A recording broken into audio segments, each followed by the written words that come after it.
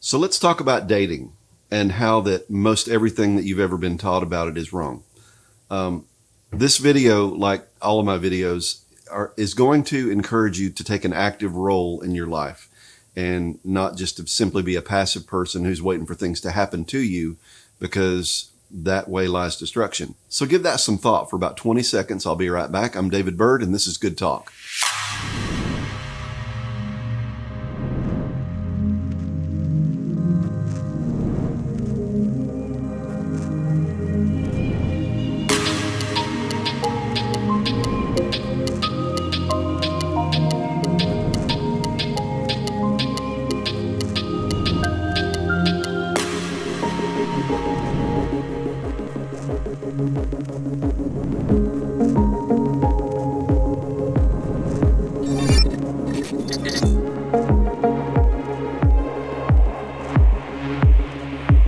So dating, why did I say that almost everything you've been taught about dating is wrong?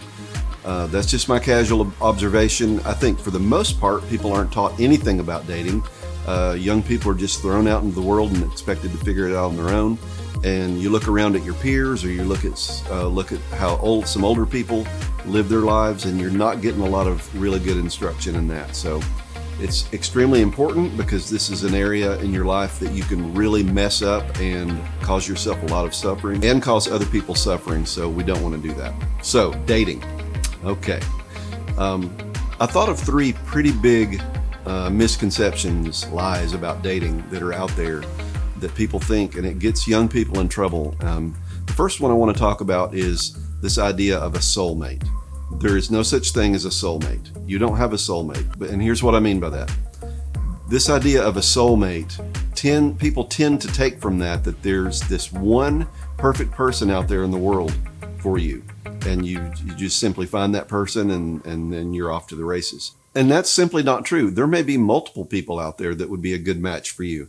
The trick is to determine first what sort of person you need as a match, and then to actually find that person. I mean, if this idea of a soulmate, that there's only one person on the planet that's right for you, well, how would people ever get remarried after their spouse died, for instance? You would just have to give up? No, I mean, people go on and they find other meaningful relationships. So there's not just this one perfect person in the whole world for you. Okay, second big lie. That is that you can't control who you fall in love with. That's not correct. In fact, you have to take an active role in who you allow yourself to become emotionally and physically and every other way attached to. For instance, you may find yourself attracted to someone who is not available to get married, say.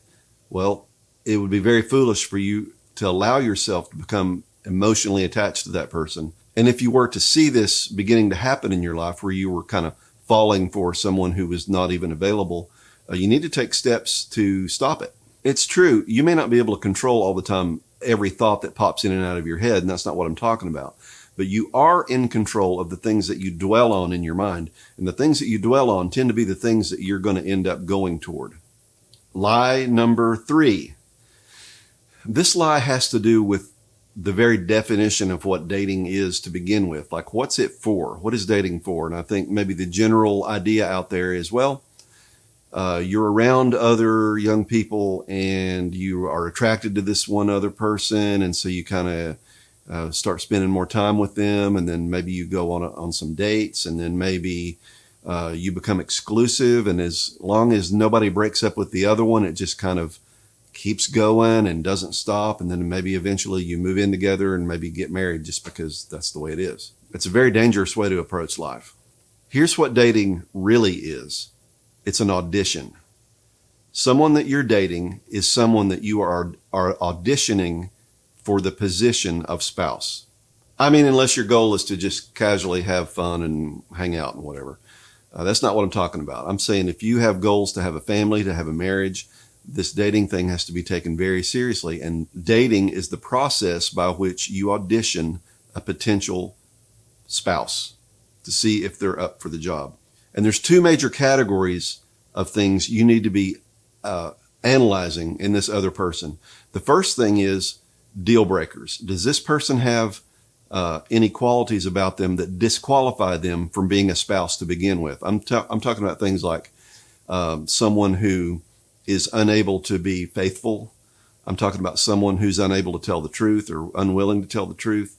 You don't want to continue to date or marry a liar. Someone who can't control their temper. Someone who abuses drugs or alcohol. You can't be married to that person. So if you find out in the dating process that this person has that problem, it's over. You stop dating them and move on to someone else. So let's say you are dating someone. You've been dating someone for a few weeks, say, or months. And you've determined that, yes, this is a person who can control their anger, doesn't have drug or alcohol problems, isn't a compulsive gambler, things like that. So they've made that mark. Like, this is a person who kind of has their life together and would be a potential mate for someone. Okay, that's the first category. The second category is this a match for you? And the only way you're going to know if that person is a match for you is to know in yourself what kind of life you're looking for. So in my case, when me and my wife were young, we both knew that we wanted to have children, and we both knew we wanted to have somewhat of a more traditional type marriage and family. We were on the same page there. And if one of or the other of us had disagreed on that, then it wouldn't have been a match and we should have moved on. But not only did I determine over the period of dating that my wife was a person who was in control of herself and didn't have any of these major dysfunctions that would disqualify her from being a spouse to begin with. Not only did I find that in her, but I also found a compatibility in the way that we wanted to live our lives going forward. And, even when you find that person, it's still hard. Like, it still takes a lot of work and energy to keep this marriage thing healthy. So again, the two categories. First of all, are there any deal breakers? Is this person even marriage material for anyone, period? The second one, are they a match for your particular needs? And what I find is a lot of young people haven't even thought this through. They don't even know what they want. They haven't imagined into the future, like, well, what kind of life do I really want to lead? What would my home life look like? Do I want to live in the city or the country? Do I want to raise a bunch of children? Do I want to have no children? Would we both work, or would one of us stay home with the children, or would we send them to daycare? All these things need to be thought through by you before you meet anybody and go out with anybody. Because that's the only way you're going to know if they're a fit, is to know yourself first. So you really need to think these things through. Look around you at people that you admire, maybe older people who are married and have a successful relationship. Analyze what they're doing. And is that what you want to do? That's kind of what I did. Me and my wife, we had some older mentors who were married, and we kind of liked their approach. It looked like something that we wanted to pursue and benefit from. And in fact, we have. But you've got to first identify as best you can. You can't know everything, but you can know the big pieces. You need to know whether or not you want to have children before you get married. You have to know that. And there are a few huge things like that you need to know in yourself. And that's not so easy when you're a young person to figure out, but you need to figure that out before you even get in this game. And here's another thing about dating that's pretty unpopular to say, and that is what I tell my kids. If you're not ready to get married, you really don't need to be dating, because dating is, again, an audition process to find a spouse. And if you're not ready to have a spouse, then it's kind of pointless and frustrating. So I would say, if you're not ready to actually, and if you're not to the point in your life where you're ready to get married, where that's not even a possibility, maybe, just keep it light. Don't get in a heavy relationship with somebody, because it's counterproductive to whatever it is you are doing, whether that's pursuing a career, a school, or whatever it is you're doing. Maybe you're just too young. Maybe you're 16 years old and you're just too young to get married. But again, let's imagine that you are a young person. You have thought this through. You understand what sort of lifestyle you desire and what sort of marriage and family you want to live in. And also let's imagine that you are at a point in your life where you're ready to find a mate and get married and settle down. Okay. That's where dating kicks in. This is where the audition process starts. Now, here's the reason that dating is so critical at this point. It's because people don't show you who they really are at first. You know this. You don't show other people When you first meet somebody, you act out your best self. You have a natural desire to present the best side of yourself. There's nothing wrong with that. But the thing is, when you're evaluating someone for marriage, you need to know deeper than that. And the problem is, it takes a while to know that. It actually takes about 2 years. I could be this terrible person with this terrible secret, and I can hide it from you, but I can't hide it from you forever. You need to go through life with someone for at least 1.5 or 2 years so that you can see them react to all the different experiences that happen to us in life. How they react when they're under stress. You need to see how they react when bad things happen, when accidents happen. You need to see them living life, and you can't do that in 6 weeks.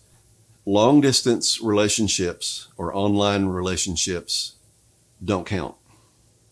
They don't count toward this 1.5 to 2 years. This needs to be an in-person relationship. Okay, so that's in a nutshell the process and the importance of dating.